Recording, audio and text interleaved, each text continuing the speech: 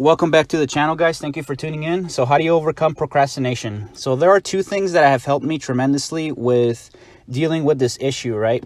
A lot of the time procrastination happens because, number one, we don't have a clear idea of what it is that we're trying to accomplish in the first place, right? It may not be perfectly clear what we're trying to do or what goal we have, that we want to achieve.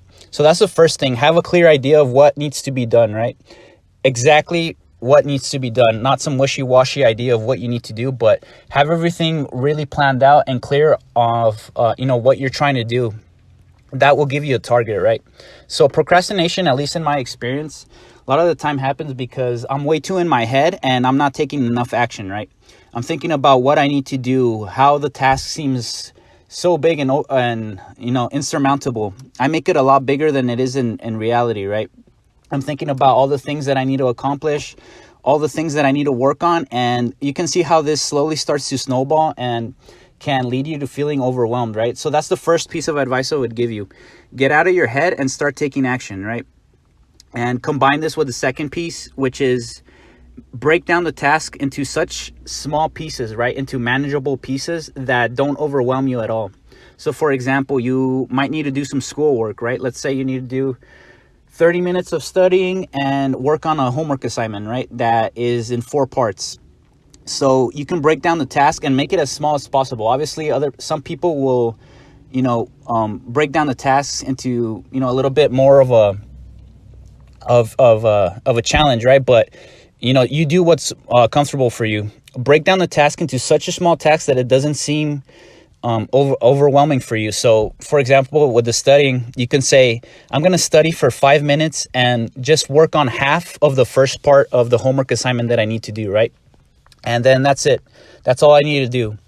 Once you start getting a little bit of momentum going, once you finish that assignment, right? Once you finish that, first task that you need to do, a lot of the time you'll just find yourself saying, oh, this is nothing. I can work on the second part. And then you can see how it just starts snowballing. And before you realize it, you're done with the tasks that you need to do. Again, a lot of the time procrastination happens because the task that we need to do or the goal that we need to achieve just seems like way too big, right? It just overwhelms us. And we just think, what's the point, right? I might as well not even work on it. It just seems like such a big task. But if you break down the task into small manageable pieces, right? Pieces that don't overwhelm you and you can easily deal with, you just start chipping away. And again, the next thing you realize is that you're done with the task that you need to do, right? So this is the key, really. These are the two things that have really helped me with procrastination, right? Getting out of my head, taking action, and breaking down goals, right? Breaking down the tasks that I need to do. Building momentum, and this usually just, does the trick for me.